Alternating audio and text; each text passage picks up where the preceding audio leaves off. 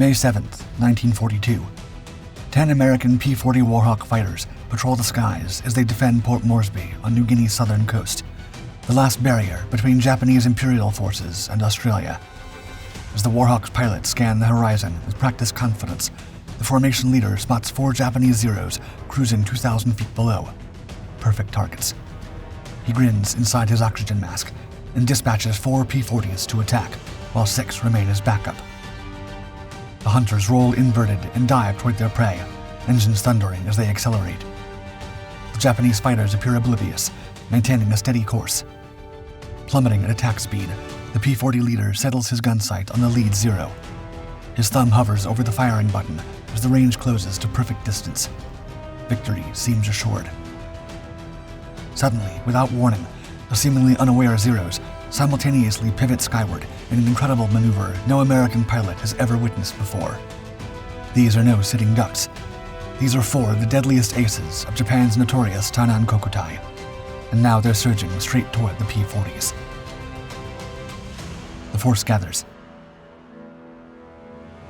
The Tainan Kokutai, or Tainan Air Group, was formed at Tainan Airfield in Taiwan on October 1st, 1941, bringing together some of the Imperial Japanese Navy's most skilled pilots.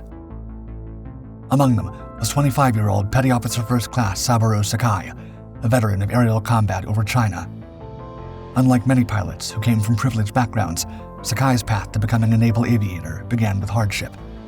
When he was just 11, his father passed away, leaving his mother to raise 7 children alone. After struggling in school, he enlisted in the Navy at age 16 as a sailor 4th class, but life certainly didn't get any easier. He recalled, quote, "The petty officers would not hesitate to administer the severest beatings to recruits they felt deserving of punishment. There was no choice but to grit my teeth and struggle desperately not to cry out." Yet Sakai's difficult youth forged a determination that would soon become a hallmark of his character. Another member of the Tainan Air Group was 21-year-old Hiroyoshi Nishizawa, a quiet, intense young man from Nagano Prefecture. At 5'8" and just 140 pounds, his gaunt appearance and reserved demeanor contrasted with some of the more outgoing personalities in the unit. Meanwhile, 24-year-old Lieutenant Junior Grade Junichi Sasai was the son of a Japanese Imperial Navy captain. Sasai brought with him a black belt in judo and a reputation as a skilled wrestler. His Tainan comrades nicknamed him the Flying Tiger on account of the distinctive tiger-headed belt buckle he always wore, a gift from his father. Unlike many officers who strictly maintained the rigid naval hierarchy, Sasai showed genuine interest in the welfare of his subordinates, regardless of their rank. Along with their comrades, these men represented part of the growing Japanese Empire's ambitions to dominate the skies over the Pacific. Throughout October and November 1941, tensions rose rapidly throughout the region as the possibility of war with the United States grew ever more likely. In preparation, the Tainan Air Group intensified its training. In Mitsubishi A6M-Zeros, Japan's revolutionary fighter aircraft, and a smaller number of older A5M or Type 96 fighters, they practiced formation flying, mock dogfights, and gunnery exercises over the Taiwanese countryside. Though many had combat experience from the Sino-Japanese War, they recognized that facing American pilots would present different challenges. Yet these training operations didn't always go as planned. On November 26th, the group conducted a ferry flight toward Hainan Island, part of Japan's southward expansion of forces. Weather conditions deteriorated rapidly during the mission, with thick cloud banks separating aircraft from their formations. Petty Officer First Class Shimizu Inoue and Petty Officer Second Class Takaaki Shimohigashi, flying Zeros with tail codes V172 and V174, lost contact with their fellow pilots. Low on fuel and disoriented, both men were forced to land their aircraft on a beach near Qianshan on China's southeastern coast. The stranded pilots disappeared, presumably captured by Chinese forces, but their aircraft met different fates. While the Zero was destroyed, the other was spirited away by Chinese troops who disassembled it and transported the components into the mountains, eventually providing the Allies with invaluable insights into the aircraft's construction and capabilities. Back at Tainan, such losses were viewed as regrettable but inevitable costs of preparing for the larger conflict to come. The Philippines Campaign. In the early hours of December 8, 1941, The pilots of the Tainan Air Group assembled in a briefing room, their faces illuminated by dim lights as they studied maps of the Philippine Islands. The news had just reached them. Pearl Harbor had been attacked, meaning Japan had officially joined World War II. After months of preparation and training, their moment had arrived. Before dawn, 44 Zeros from the Tainan Air Group took to the skies, bound for the American airfields at Clark and Iba on the island of Luzon. They would be required to fly over 500 miles each way, a distance that would have been impossible for most contemporary fighters. As the formation approached the Philippine coast, tension mounted in the cockpits. Many wondered how the Americans would respond to Japan's opening moves in the Pacific. They soon had their answer. The American response was disorganized and ineffective.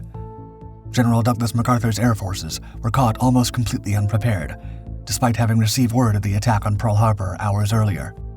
As Japanese bombers descended on the airfields, they found rows of American aircraft parked wingtip to wingtip, perfect targets.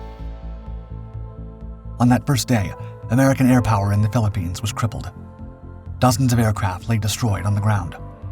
Those American pilots who did manage to get airborne found themselves facing superior numbers and more maneuverable aircraft.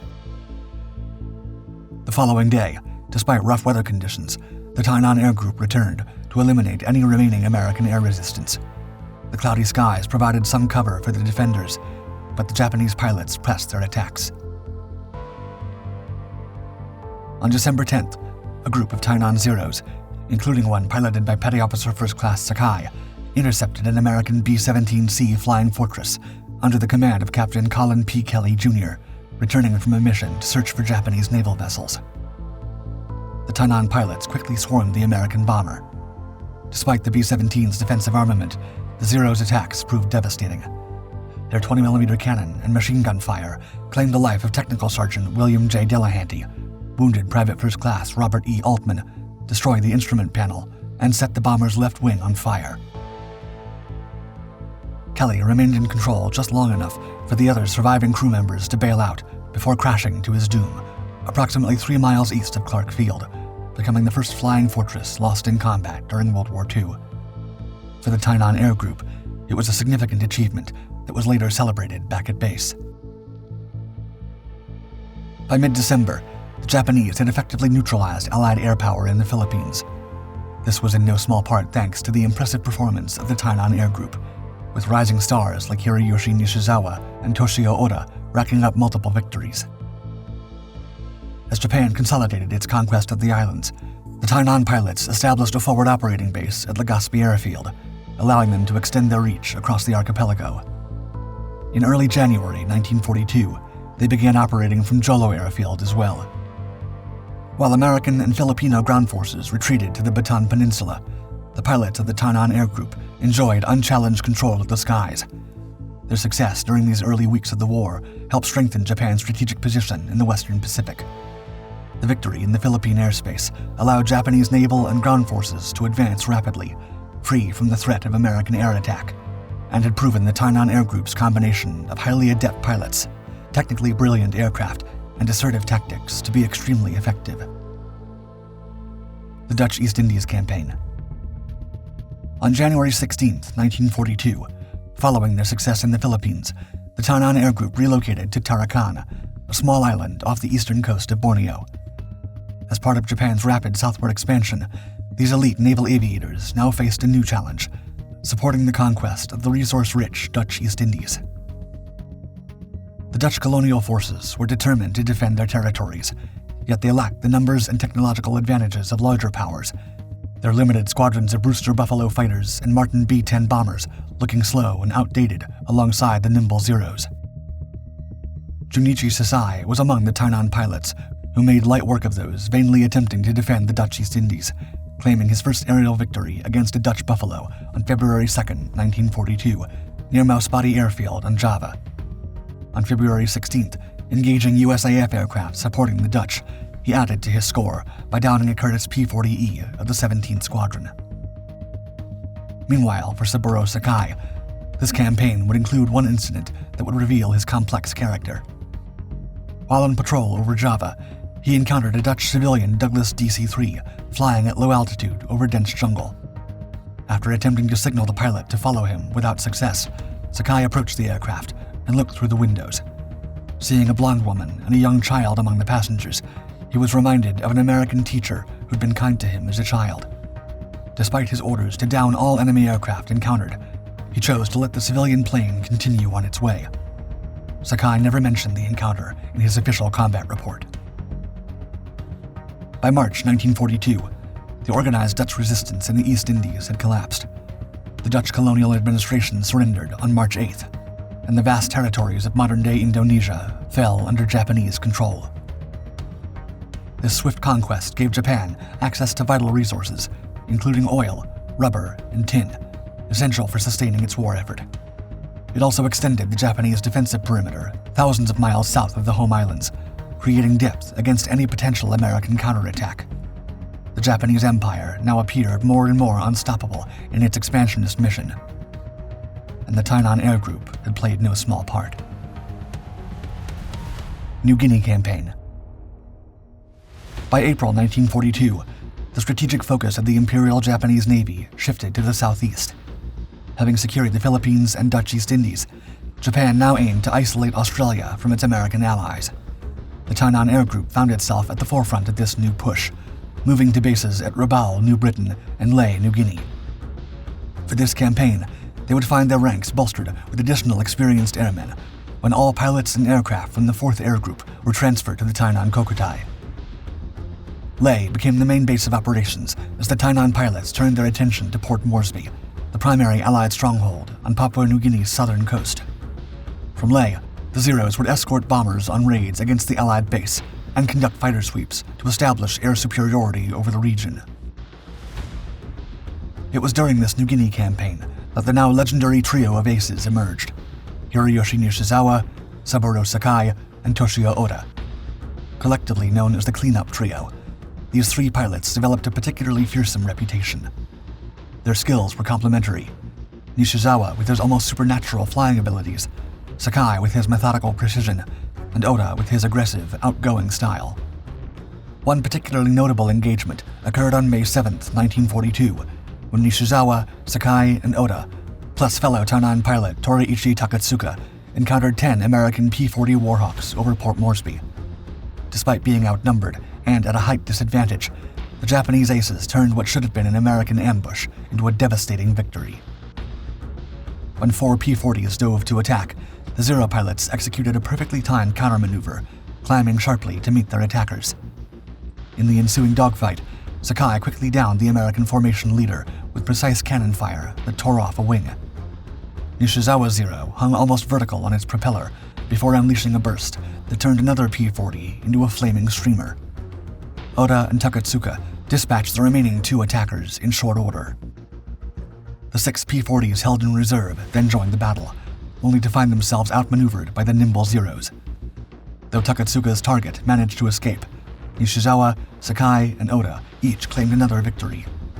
Within minutes, 7 of the 10 American fighters had been shot down without a single bullet hole in any of the Japanese aircraft. The Japanese pilots later referred to this as their dream sweep, a perfect demonstration of the skills that made the Tainan Air Group so formidable. According to legend, another memorable moment would come on May 17th. Sakai, Nishizawa, and Oda were among the pilots on a mission to Port Moresby. As the rest of the formation regrouped for the return journey, the cleanup trio unexpectedly broke away and began heading back toward the Allied airfield. Apparently, the night before, Nishizawa had heard an Australian radio broadcast that included the eerie Danse Macabre by Camille Saint-Saëns, giving him the audacious idea that the Tainan pilots should perform a dance of their own. Arriving back over Port Moresby, the 3 pilots are said to have put on an incredible acrobatic show, pulling off 3 tight loops in close formation as the enemy forces on the ground looked up in amazement. Not satisfied with this display, they descended to 6,000 feet and performed 3 more loops without drawing any anti-aircraft fire from the ground. Reportedly, upon returning to base 20 minutes after the rest of their unit, they were summoned to Lieutenant Junior Grade Sasai's office, where they found their superior angrily waving a letter that had been dropped on the Japanese base by an Allied aircraft. The letter read, quote, "We were very much impressed with those 3 pilots who visited us today, and we all liked the loops they flew over our field. It was quite an exhibition. We would appreciate it if the same pilots returned here once again, each wearing a green muffler around his neck. We're sorry we could not give them better attention on their last trip, but we will see to it that the next time they will receive an all-out welcome from us." The story goes that Sasai gave the pilots a dressing down for their foolish behavior and prohibited them from staging any more aerobatic shows over enemy airfields. Despite the reprimand, the 3 pilots secretly agreed that their aerial choreography had been worth it. Meanwhile, the Tainan Air Group's victory tallies continued to grow, allowing it to maintain its status as the premier fighter unit of the Imperial Japanese Navy. Their exploits were widely publicized in Japanese media, with pilots like Nishizawa, Sakai, and Oda becoming national heroes. However, they now faced a greater challenge in the skies, as the enemy's industrial might began to make itself felt. More advanced Allied aircraft were now arriving in the region in greater numbers, as well as more experienced pilots, who by now had managed to identify the Zero's weaknesses, particularly its lack of armor protection and tendency to catch fire when hit, while avoiding the turning fights where Zeros excelled. In summer 1942, the Tainan Air Group would face its most daunting challenge yet, this time over a previously obscure island in the Solomons chain. Guadalcanal Campaign. On August 7, 1942, United States Marines landed on Guadalcanal in the Solomon Islands, seizing an airfield under construction by Japanese forces. This marked the first major Allied offensive in the Pacific War, and the beginning of a 6-month struggle for the Tainan Air Group. When news of the American landings reached Rabaul, where the Tainan Air Group had recently relocated, the response was immediate. 18 Zeros from the unit, led by Commander Masahisa Saito, took off to escort bombers on a strike mission against the Allied invasion fleet. The distance to Guadalcanal, 556 miles each way, made this the longest fighter mission of the war to that date, pushing the Zero's range capabilities to their limit. Over Guadalcanal, the Tainan pilots engaged American fighters defending the landing fleet. One of those caught up in the intense battle was Saburo Sakai. While attacking what he believed to be American fighters, Sakai encountered a formation of Douglas SPD Dauntless dive bombers. One of the rear gunners sent a .30 caliber bullet through Sakai's canopy, striking him in the head. The injury blinded him in his right eye and temporarily paralyzed the left side of his body. Despite his grievous wounds, Sakai refused to abandon his aircraft. Nearly unconscious and barely able to see, he turned his Zero back toward Rabaul, a flight lasting 4 hours 47 minutes over 560 nautical miles of open ocean. Using familiar volcanic peaks as his only navigation aids, he finally made it to the Japanese airfield. However, upon attempting to land, he narrowly avoided hitting a row of parked Zeros and was forced to ascend once more. He then circled the base 4 times, but by now his fuel gauge was reading empty. He had no choice but to make another attempt at landing. Fortunately, the second time was more successful than the first. After touching down, he insisted on making his mission report before collapsing from his injuries.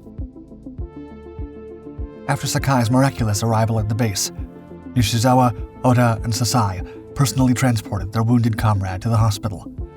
In an act showing the deep bond between these pilots, Nishizawa physically removed a waiting driver and personally drove Sakai's vehicle to ensure his friend received medical attention as quickly as possible.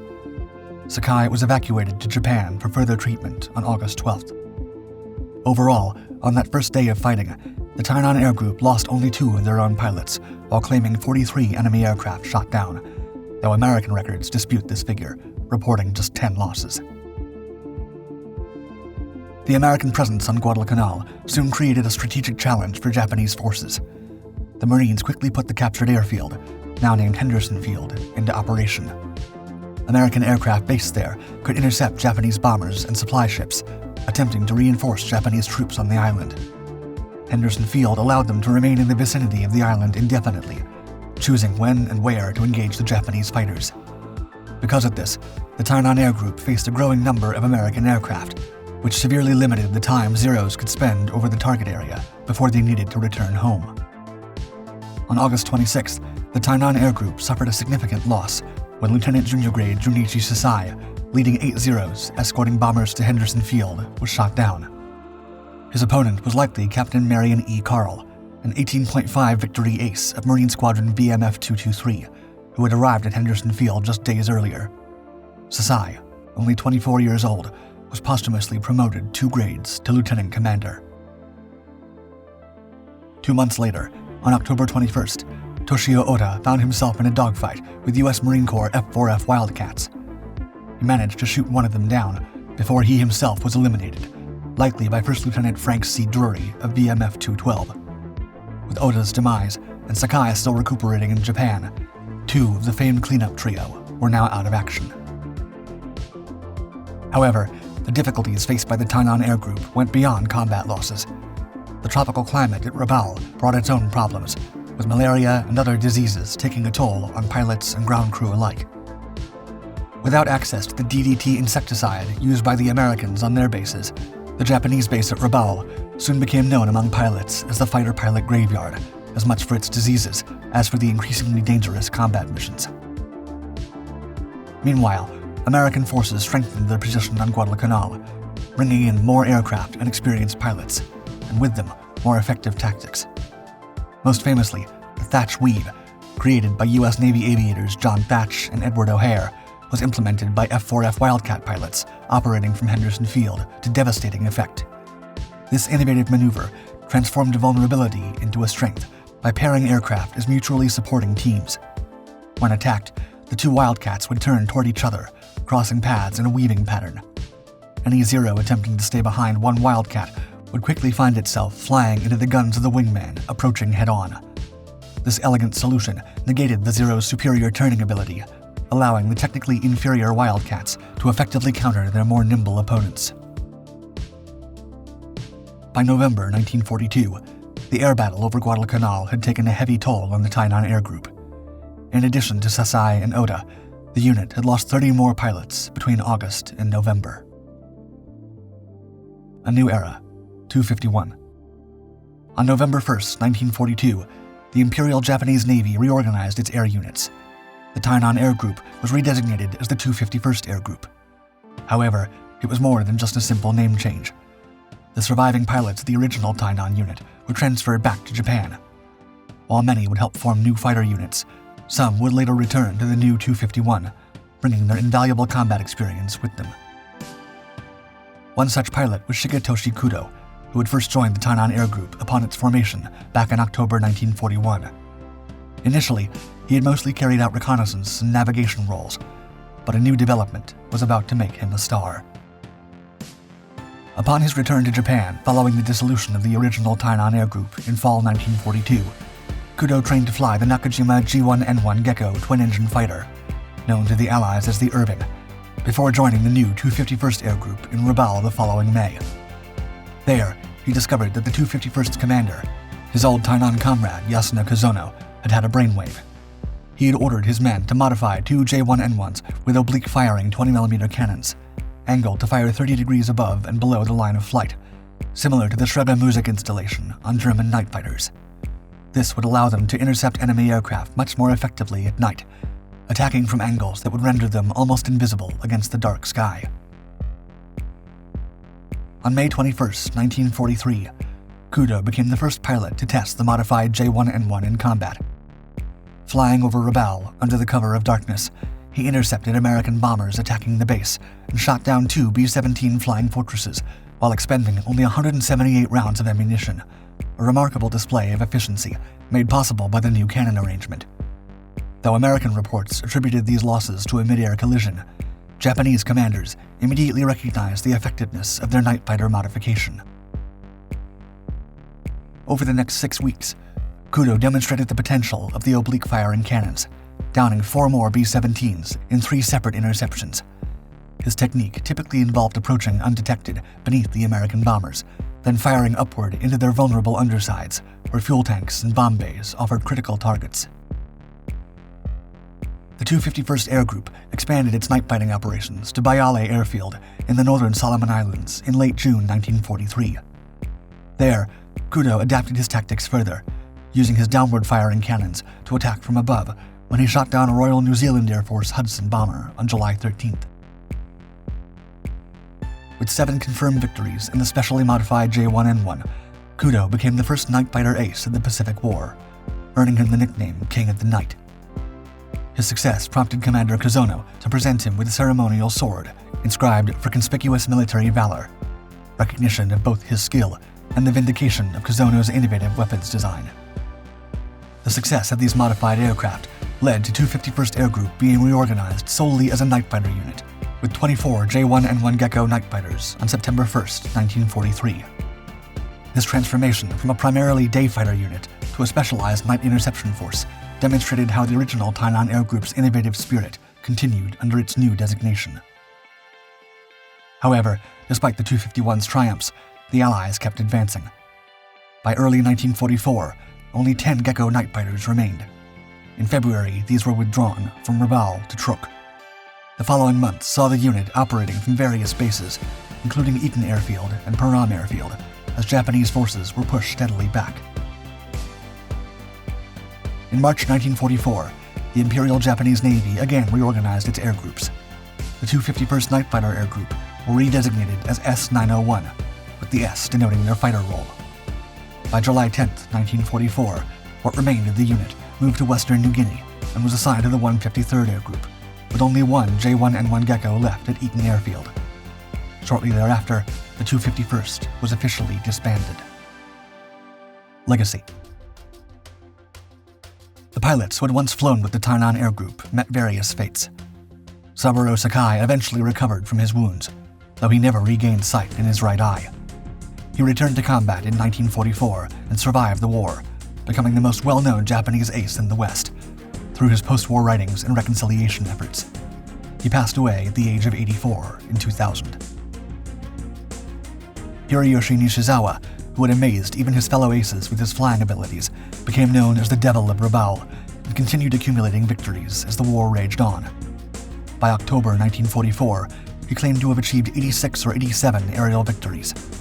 However, that month, his incredible streak would come to an end. He lost his life not in aerial combat, but as a passenger aboard a transport aircraft that was shot down over Mindoro Island during the Philippines campaign. Meanwhile, Shigetoshi Kudo, after his groundbreaking night fighter successes for the 251st, returned to Japan in February 1944 and was assigned to the Yokosuka Air Group. He also survived the war, passing away in 1960. The legacy of the Tainan Air Group and the subsequent 251st Air Group extends far beyond their impressive victory tallies. The unit spawned more aces than any other fighter unit in the Imperial Japanese Navy, including several of the IJN's top-scoring pilots. Their exploits made them national heroes in the Japanese media. They represented what many historians consider the finest expression of Japanese naval aviation, a combination of superbly trained aviators, excellent aircraft technology, and innovative tactics.